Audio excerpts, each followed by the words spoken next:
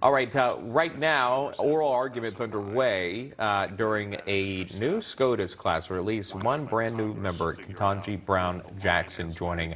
Let's listen in as oral arguments are happening now. As Justice Alito says, from waters to adjacent, and now from contiguous or neighboring to contiguous or bordering to also neighboring, and shouldn't that be Congress's job? So what's your general response to that? So I think if you look at 1344G in context, Congress has answered this question. We think you'd get there past just directly abutting and to neighboring on the dictionary definitions alone, the definitions we cite at page 22 of our brief. But I don't think you need those here because of the history against which Congress acted. And Justice Barrett, this goes to your question about the chronology. The Corps of Engineers first defined the waters of the United States to include adjacent wetlands in 1975, in interim regulations issued in 1975. And those regulations said adjacent or contiguous to. And so I think already made clear that we're not just limiting to contiguous regulations. Then it spelled it out only in 77. Then in July of 1977, it spelled it out. All right, again, listening live to oral arguments, some rare moments, if you will, being able to have that audio inside there, the Supreme Court hearing these. Several cases will be taken up, but the term beginning today, again, that's Associate Justice Ketanji Brown Jackson, the first black woman to serve on the court, making her Supreme Court debut there. Joining us now is the former law clerk of the Supreme Court, Justice Neil Gorsuch, and founder of the Article 3 Project, Mike Davis. Mike, thanks so much for taking the time for the viewers this morning, and obviously on an appropriate day, the first day of this term.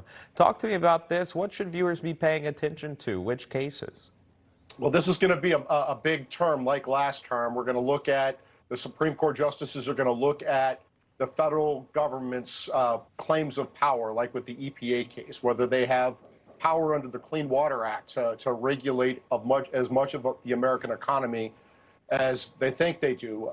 Under our Constitution, the federal government is supposed to have specific, enumerated, limited, and divided powers, and whatever is not listed in the Constitution is supposed to belong to the states and the people. And that got turned on its head 90 years ago. And I think what we're going to see with this new constitutionalist courts, because of President Trump and his 3 appointments, you're going to start to see the Supreme Court starting to roll back these federal powers under the Constitution, and it's going to be a 20-year project. And looking into this, there are also cases on the docket. You mentioned that there are going to be some high-profile ones that may garner national attention, much like the overturning of Roe v. Wade did, which many think is going to have an impact on midterm elections. That's how much national interest it does have. But then you've got to think, we still don't know who leaked that document. We still don't know who the leaker was to leak what would have been the decision on overturning Roe v. Wade. Does that have any impact? Is that investigation still ongoing? Will that ever have a result? I think two justices, Justice Gorsuch, my former boss, and Justice Kagan have made public comments about this recently. I think, and based upon those public comments, I think those two justices at least expect that the Supreme Court get to the bottom of this. And so I think the Chief Justice and the Marshal of the Supreme Court and the Supreme Court police need to get to the bottom of this. So there needs to be a resolution. You can't leak out a draft opinion like this, and it led to death threats against Supreme Court justices and their families getting moved to safe houses, a 1 a.m. assassination attempt against Justice Kavanaugh, his wife Ashley, and their 2 daughters. They have to get to the bottom of this. And so whatever they need to do, if they're not able to do this, I've been saying that it needs to be handled by the Supreme Court. But if they're not able to do this, maybe the FBI needs to get involved. You would think that a precedent would need to be set so that this does not happen again, or there would be no chance of something like that ever happening again, specifically if there are some real controversial opinions that will come in these cases. Some of these cases coming up on the docket are in regards to gender, in regards to race, in regards to college admissions. Those are some you're watching for.